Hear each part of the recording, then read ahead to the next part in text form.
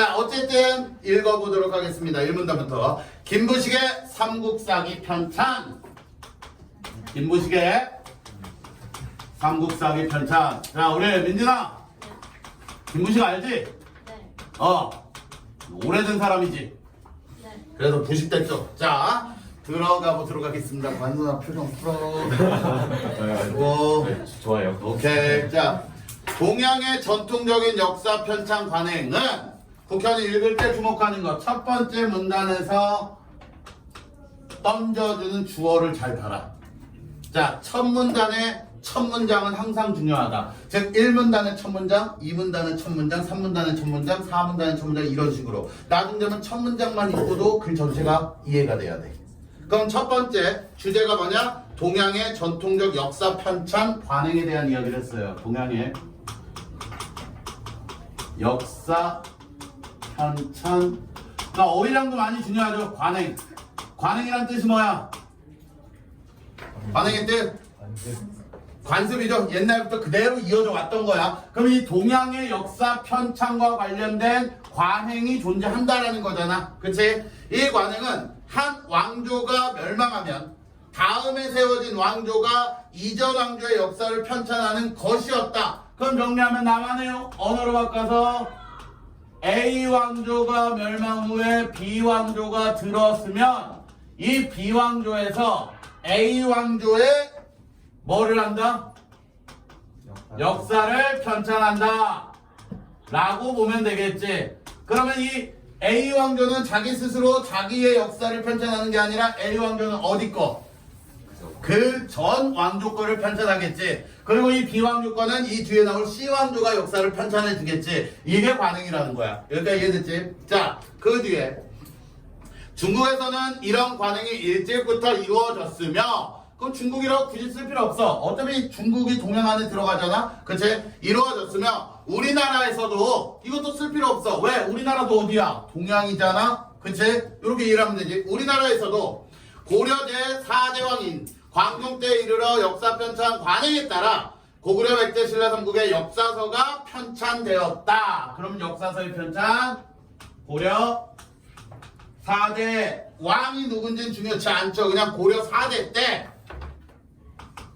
구삼국사가 편찬. 선생님 여기 구삼국사란 말이 없는데요? 뒤에 나와요. 뒤에 나온 걸 내가 정리한 거야. 됐어? 즉 삼국사기인데 구자를 붙이는 거지. 왜? 김부식의 삼국사가 이거 이유니까. 그치? 그러면 이 고려 4대 때의 구삼국사는 뭐에 따라 편찬된 것이다? 저 위에 나온 관행에 따라서 편찬됐다라는 거지. 그치?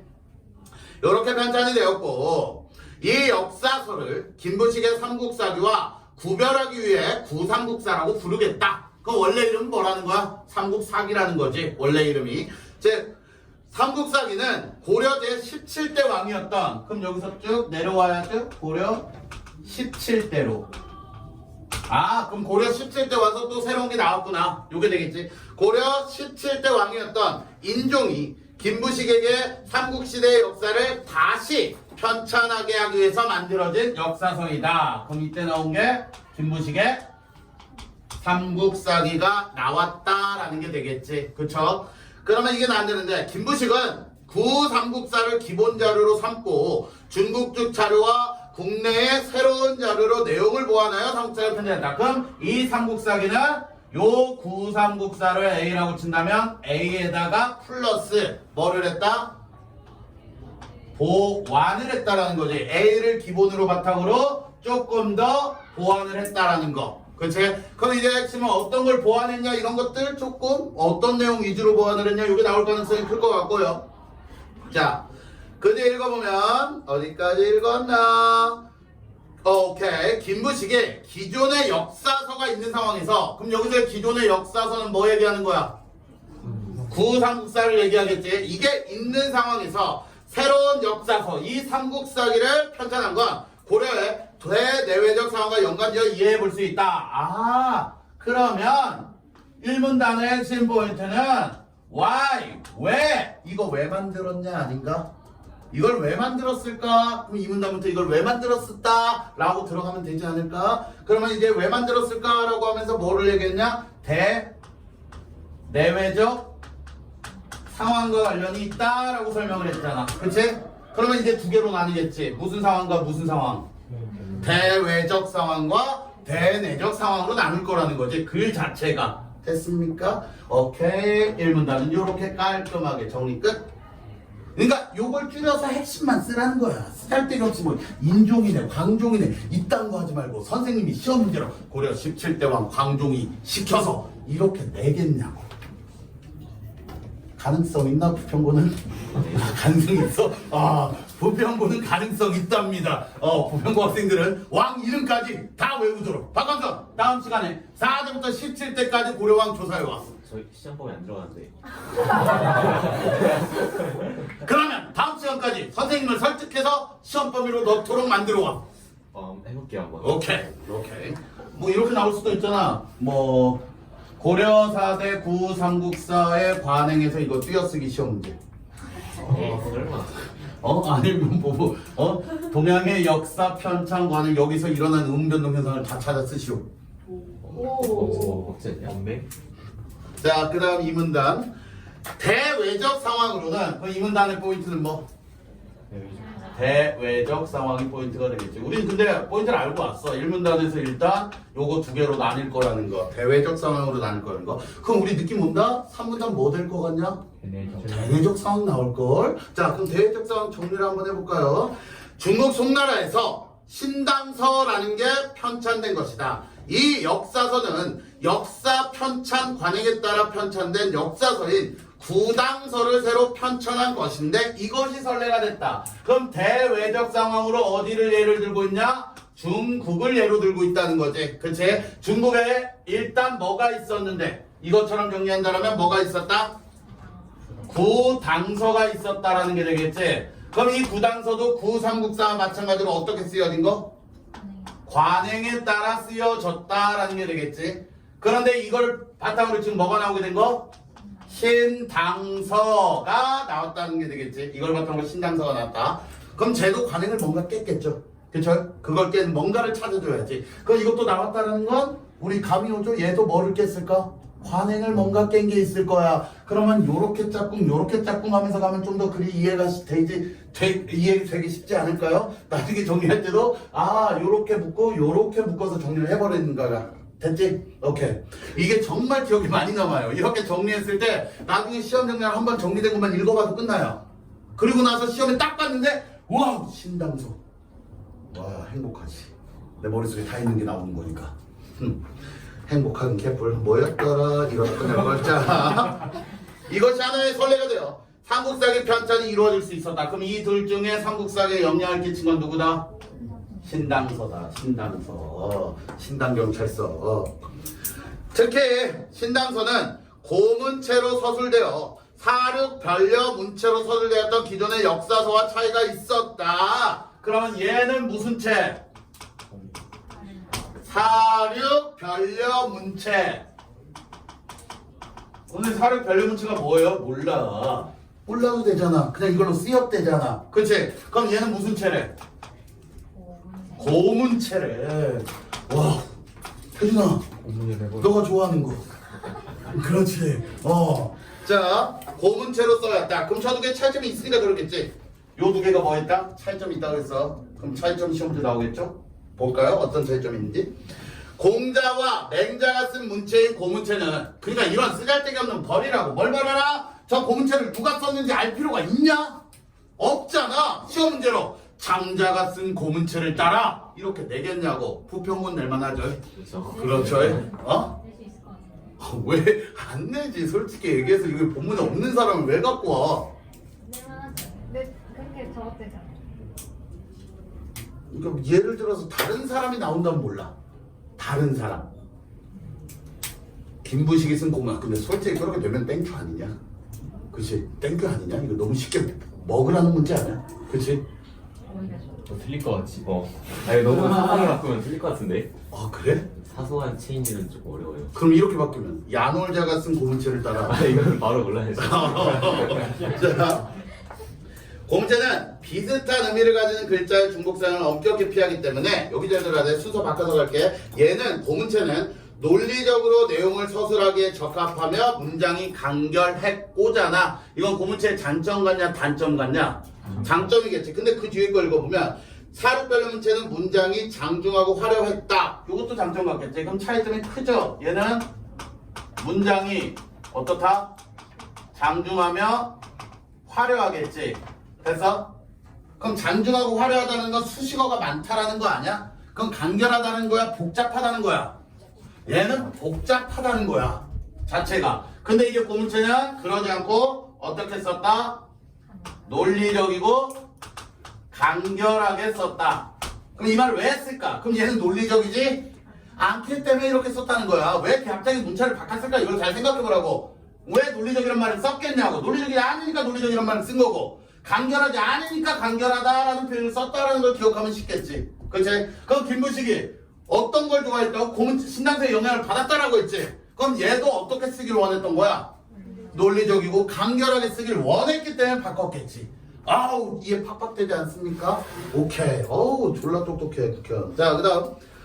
김부식은 당 송대에 일어난 고문체 부활 운동의 풍조에 따라 고문체의 수용을 주장했고, 역사의 기록도 고문체의 문장으로 서술되어야 한다는 생각. 그럼 이 생각 자체가 역사서의 서술은 어떻게 해야 된다?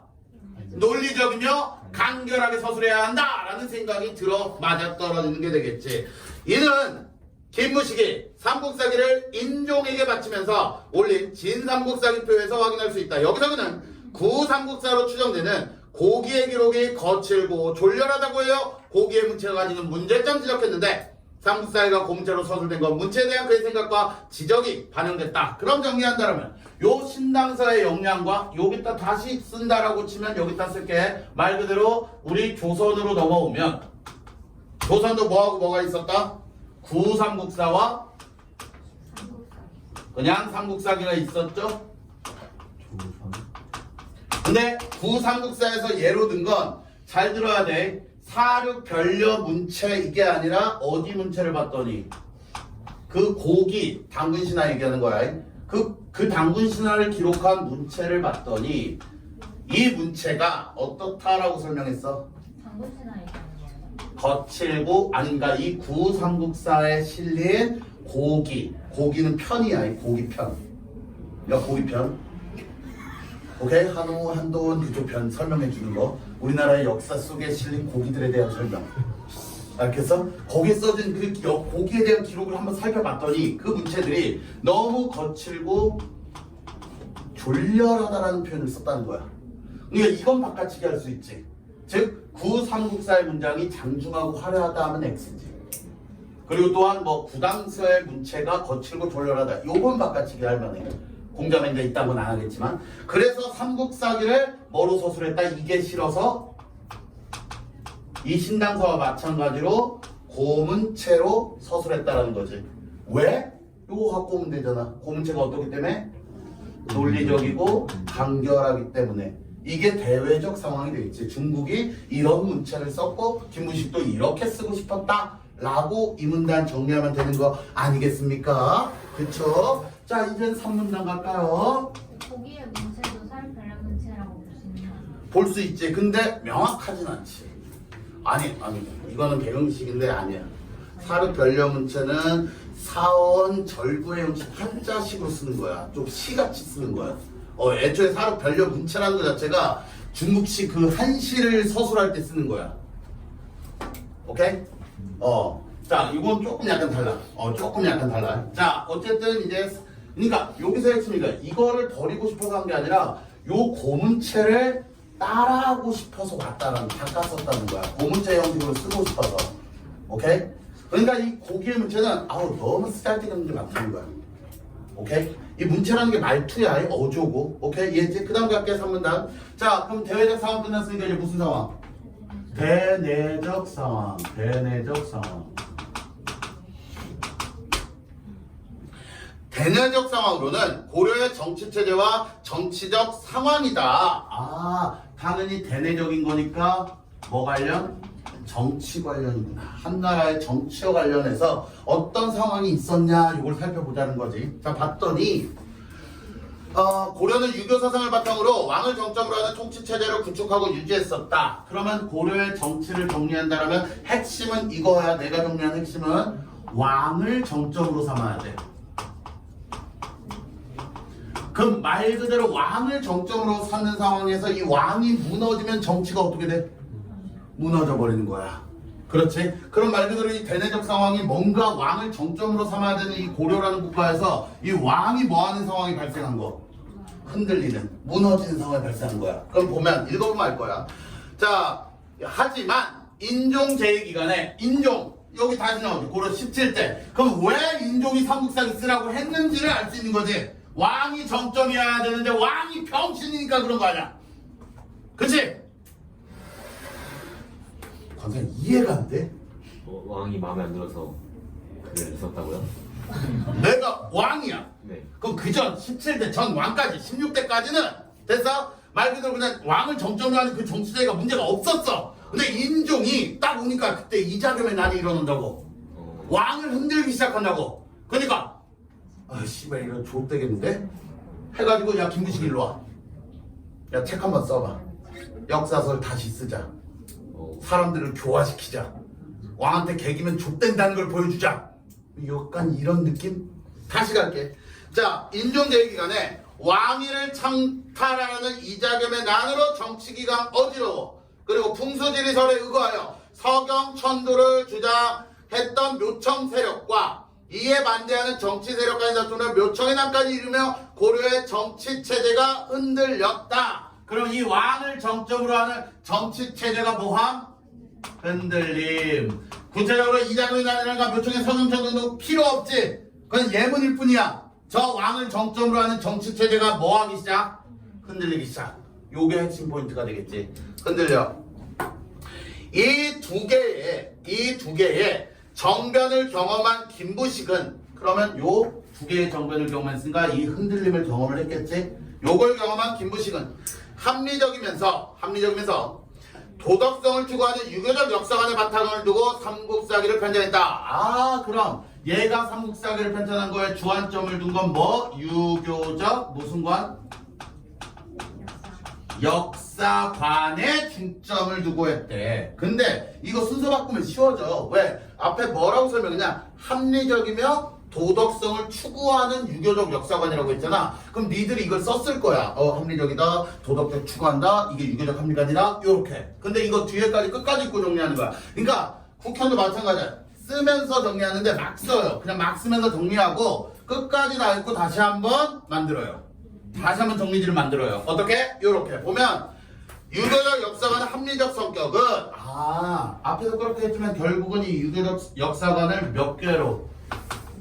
두 개로서 따로따로 설명해 주는 거잖아.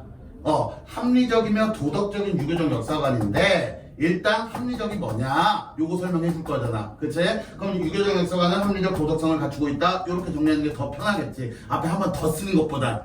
오케이? 그러니까 겹치는 것들을 좀 최소화시켜야 돼. 겹치는 단어들을. 앞에서 했던 말을 또 쓰고 이 지랄이 바보짓거리야. 과연 이해해? 네. 오케이. 아 진짜 이해했네. 누가 아니래? 아 표정이 좀 그래가지고. 표정이 좀 똑같았냐? 아유 좋아하고 계셔가지고. 좋아. 기분 좋아. 자, 유교적 역사관 합리적 성격은 증거 문헌에 의거하여 사실적으로 역사적 사건을 기록하며 신화적 요소들을 배제하는 탈신화성을 추구하는 것이고 끝났지? 그 합리적은 뭐다? 그냥 탈신화성이지. 신화에서 벗어나는 거잖아. 그럼 말 그대로 이 정도만 써서 이해가 된다면 끝나는 거고. 근데 내가 탈신화성에 대한 이게 뭔 말이지? 이게 잘 모른다라면 그냥 거기 써진 것 중에 추가적으로 사실적 기록.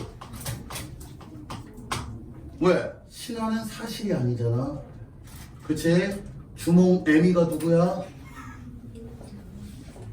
알 아니야 알? 유화? 주몽 엄마가 알이면 알이 알을 뭐니 도대체? 주몽 엄마가 알이면 알이 알을 낳아? 어디 태어난 건지 물어보고 왔어. 유화잖아. 물의 신의 딸이야. 물의 신의 손녀. 그치? 그리고 주몽이 어디서 태어났어? 알에서 나왔잖아. 우리 이게 지금 어떻게 합리적이야? 비합리적이지. 말도 안 되지. 너 아래서 나왔니? 걱정만. 그래? 자, 수학은 이솔레고 자, 합리성, 탈신화성, 증거 문헌에 따라 사실적으로 기록하는 것이다. 그다음 도덕적 성격은 자, 그럼 여기서 이제 도덕적 성격 이렇게 정리하면 되겠지. 아, 사실적으로 썼구나. 도덕적 성격은 역사적 사실을 통해 인의에 대와 같은 유교적 윤리와 교훈을 얻는 것이다. 그럼 이렇게 되잖아. 그럼 결론적으로 이거잖아. 순서가 이거야. 합리적으로 쓰고 이 합리적인 사실 속에서 뭐와 뭐를 이끌어내라. 윤리와 교훈을 갖고 와라. 그러니까 말 그대로 쓰잘데기 없는 신화 같은 데서 윤리 교훈 갖고 오지 말고 착하게 살자 그 곱게 간 사람과 나쁜 짓 하나 뒤진 놈들 이런 사실 속에서 우리가 어떻게 살아야 되는지를 기억해라. 됐습니까? 아주 간단하게 정리가 되죠. 이렇게 정리를 하고요. 자, 그 다음 마지막이죠. 결국이잖아. 결국 삼국사기의 편찬은 고려의 정치체제를 유교사상에 따라 다시 정비하여 당대의 정치체제가 유지되기를 의도한 것이다. 그 말 그대로 목적이 뭐라고? 이렇게 쓴 목적은 이 흔들림을 뭐 하려고? 잡으려고. 즉 정치체제 유지라는 목적. 흔들리는 걸 잡으려고. 저렇게 가르치면 왕한테 객이나 뒤진다 뭐 이딴 거 가르치기 시작하면 배우겠지. 왕이 쓰라고 시킨 거. 왕이 다시 편찬하라고 했잖아. 그리고 김부식에게 맡긴 거지. 근데 왕의 의도가 어느 정도 들어갔겠지. 오케이? 자, 이제 마지막 문단 4문단 정리하러 갈게요. 4문단이 조금 약간 존나 비꼴 수 있을 것 같아요. 그래서 4문단 들어가면 환선아 마법의 주문 뾰로롱.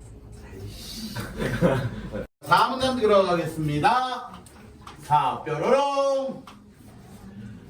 삼국사기 편찬에 대한 그의 의도는, 그럼 여기서 그의 의도는 김부식이 되겠지. 사롱과 자연에서 일어나는 기이한 현상이나 감과 같은 제2에 대한 기록에서 엿볼 수 있다. 그럼 정리한다면 4문단은 바로 뭐와 뭐에 대한 설명? 사롱과 제2에 대한 설명이라고 정리를 하면 되겠지. 사론과 제2에 대한 설명을 할게. 이게 되겠지. 사론은 특정 사실에 대한 편찬자의 적극적 가치평가가 담겨있는 글로 삼국사기에는 왕에 관한 정치 일반을 다루는 기록인 봉기와 삼국의 왕을 대한 인물들에 대한 기록인 열전 속에 있대. 사론 자체라는 게 봉기와 열전 속에 있대. 그러면 이걸 다시 정리하면 삼국사기의 기록이 크게 두 가지로 나뉘는데 봉기와 뭐 열전으로 나뉘잖아. 봉기와 열전으로 나뉘는데 이거 봉기는 누구와 관련된 거? 왕과 관련된 기록들이 봉기록이 될 것이고, 그치? 그리고 열전은 그 왕을 대한 잡목들, 그치? 이건 보호 쓰고 이건 잡목들이 되겠지. 잡목들. 그 외 일반인들, 잡목들, 그냥 니들 따위에 대한 기록이겠지. 일반인들이지. 말 그대로 뭐 박간선 왕이다. 그럼 박간선의 대한 기록은 봉기에 실리는 거고, 근데 유민진이 뭐 마약을 하다 잡혀갔다 이런 것들은 열전에 실리겠지. 유민진 열전 뭐 이런 것들. 오케이. 자, 그러면 요렇게 실리는데 잘 들어야 돼. 요걸 따다다다 끊으면 이 왕에 대해서 그 일반인들에 대해서 아까 뭐라고 했냐? 편찬자의 뭐가 들어가 있다? 적극적, 이게 포인트지. 가치평가가 들어가 있다는 거야. 그럼 말 그대로 누구에 대한, 왕에 대한 가치평가? 일반인에 대한 가치평가를 이 편찬자가 집어넣겠다라는 거야. 부식이가. 근데 네? 삼국사기에는 왕의 정치를 다루는 봉기와 한국의 왕에 대한 인물들에 대한 열전 속에 있다. 응. 열전 속에 있다. 요게 사본이라니까요. 문장이 이상하지 않아요? 문장이 이상하지 않아요. 삼국사기에는 왕에 대한 기록인 봉기와 한국의 왕을 대한 인물들에 대한 열전 속에 있다. 뭐가? 그 열전 속에 뭐가 들어가 있다고? 사론이 들어가 있다 라는 얘기지. 봉기에도 사론이 있잖아요. 그럼 내가 그래서 이렇게 해놨잖아. 편찬자의 적극적 가치평가를 우리는 사론이라 부를 것이고 그 사론이 어디에 드러나느냐? 그 삼국사의 기록물에 왕에 대한 기록을 남기는 게 봉기고 그리고 왕 말고 다른 사람에 대한 이야기를 남기는 열전인데 요 사람들에 대해서 이 가치평가인 사론이 중간중간 들어가 있다 라고 이야기를 하는 거가 되겠죠. 이해했습니까? 자, 그 뒤에 다시 이어서 읽으면 삼국사의 사론은 유교 견전에 준거하여 실천적 의미를 지니고 있다는 점에서 그럼 이 가치평가를 내리는데 뭐에 따른 가치평가를 내려주라는 거야? 유교 경전에 준거해서 가치평가를 하라는 거지. 그냥 멋대로 이 새끼 나쁜 놈, 이 새끼 좋은 놈 이게 아니라 요 유교 경전에 근거를 두고서 이 유교 인의예지에 따라서 평가를 내려라 라는 게 될 거야. 그리고 또한 그렇게 평가를 내리는 이유는 말 그대로 그렇게 하면 돼, 안 돼 이걸 얘기하고 싶겠지. 그러니까 더 유교 경전에 따라 평가를 내리고 그리고 뭐 해야 돼? 실천해야겠지. 말 그대로 이 평가를 내렸을 때 그런 왕이 있었다? 그러다가 뒤졌다? 그럼 후대 왕은 그래라 그래야지 말아라? 그러지 말아라 라는 의미를 담고 있겠지. 됐냐? 그래서 뒤에 보면 권계의 의미가 담겨 있다고 볼 수 있다. 그럼 이 권계의 의미는 김부식의 의도라는 거지. 그럼 말 그대로 누구 보고 똑바로 해라? 왕이지 솔직히 일반인보다. 그럼 요 사람들에게 권계하는 글이다 라고 보면 되겠지. 저 사론은 경고하는 글 이렇게 해야 돼 라고. 그러니까 이해됐지? 사론에 대한 정의. 자, 그럼 이제 뭐에 대한 정의 들어갈까? 제2 갑시다. 제2.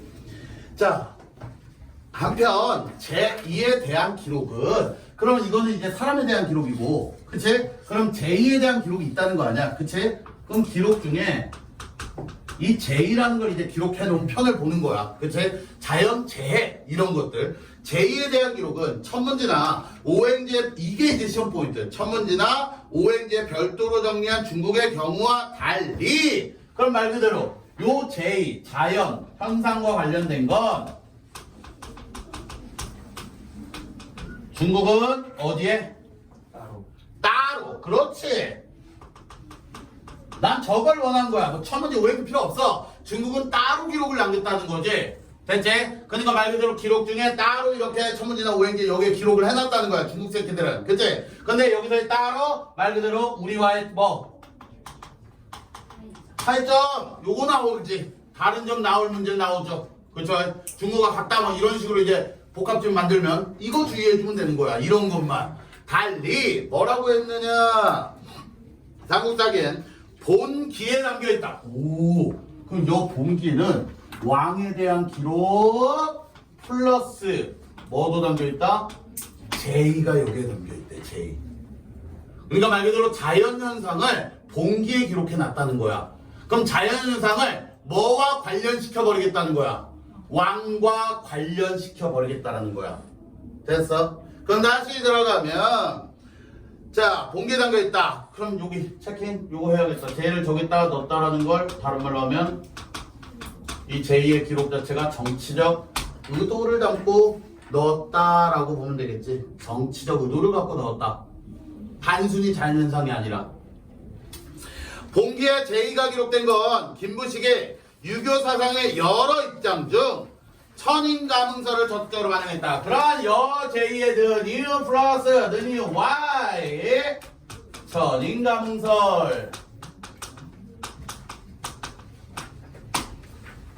자, 천인가문설과 관련이 있기 때문에 여기다 넣었다라고 정리하면 되겠지. 본기에 기록한 이유가 여기다 정리했으니까. 그럼 천인가문설이 뭐냐 이걸 알아야겠지. 천인가문설은 기후적 자연현상을 포함한 하늘과 인간사회의 이러한 불가분의 관계에 있고 이러한 점에서 군주의 올바르지 않은 행위에 따라 하늘은 죄를 통해 경고한다고 본다. 그럼 천인가문설은 말 그대로 자연과 인간은 어떤 관계? 불가분. 됐어? 인간이 나쁜 짓을 하면 자연현상이 나쁜 짓으로 드러나는 거고 인간이 좋은 일을 하면 자연현상도 좋은 일로 드러난다라는 거야. 그러니까 왕이 잘못을 하면 누가 벌을 내린다? 하늘이, 자연이 벌을 내릴 거라는 거야. 자, 그럼 그 뒤에 보면 그래서 군주의 올바르지 않은 행위에 대해 하늘은 죄를 통해 경고한다고 본다. 따라서 삼국사기 편의 정치적 의도를 고려하면 김부식에게 제의는 중요할 수밖에 없다. 왜? 이걸 통해 왕에게 뭐를 줄 수 있어? 깨달음을 줄 수 있겠지. 왕에게 권계를 할 수가 있겠지. 그지? 간접적으로 까는 거지. 근데 왕이 김부식한테 시켰는데 김부식이 왕을 까는 거예요. 왕 김부식 시킨 게 아니라 편찬해봤는데 김부식의 의도가 이 나라가 잘 되기 위해서 이런 거 조언을 드리는 거지. 그런 조언을 바탕으로 글을 만든 거지. 오케이. 됐어? 인종이 이 세세한 내용까지 다 지적하진 않았을 거야. 이렇게 써라 저렇게 써라. 그런 말 그대로 이건 김부식의 삼국사기가 아니라 인종의 삼국사기가 돼버리겠지. 그 의도가 들으면 죽는 거 아니에요? 그 당시에 뭐 그렇게 해도 살아남는 거좀 약간 왕들이 다 좀 관습처럼 단순해가지고 그냥 진짜 복잡해요. 복잡해요. 전혀 안 복잡한데 정말 단순한 남자. 자 이제 마지막 문단 5문단 들어가도록 할게요. 김은식은 진삼국사기표에서 인종 때의 지식인 계층이 중국 역사엔 해박하나 삼국의 역사에 대해서 그 전말을 알지 못한다고 지적했다. 그럼 마지막 문장의 첫 문장의 핵심 포인트는 뭐?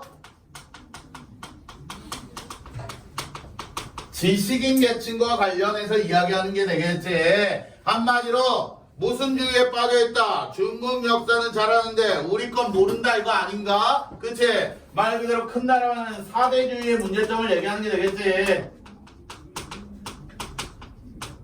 지적하는 게 되겠지. 우리 걸 알고 남의 걸 알아야지. 중국이란 커다란 역사는 다 알고 있으면서 우리 거는 왜 모르냐 이거지. 나라는 삼국사기 편에는 이런 당대 지식인들에게 삼국의 역사를 읽도록 만들었다. 삼국사기를 읽은 지식인 중에는 삼국사기의 사료 수집이 주로 관청이나 정부의 자료를 중심으로 했기 때문에 사료 수집이 부족하다는 인식을 가진 사람도 있었고, 그런 말 그대로 4대주의 문제점을 지적하면 이 지식인계층이 삼국사기를 읽은 후기를 소개하고 있죠. 후기 아니야? 근데 말 그대로 단점, 삼국사기 단점 뭐다? 사료 수집이. 그렇지. 사료 수집이 부족하다.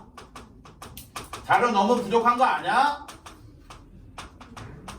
정부 것만 갖다 쓰고 관청 것만 갖다 쓰고 됐지? 자, 이규보와 같이 삼국의 역사를 재인식하는 사람도 생겨났다. 장점으로서 재인식할 수 있는 기회. 내가 잘못 알고 있었구나. 진짜 나 어릴 때부터 주몽이 아래서 나온 줄 알고 있었는데. 이런 것들. 이로 인해 삼국사기 이후에 편찬된 역사서는 삼국사기가 마련한 역사인식의 바탕에서 그것을 보완하거나 극복하려 내용으로 기록되었다. 말 그대로 마지막에 정리 이런 걸 바탕으로 후대 역사서에 미친 영향을 소개하면서 마무리를 짓고 있죠. 후대 역사서에 이런 영향을 끼쳤다 라고. 오케이. 국현의 삼국사기 끝.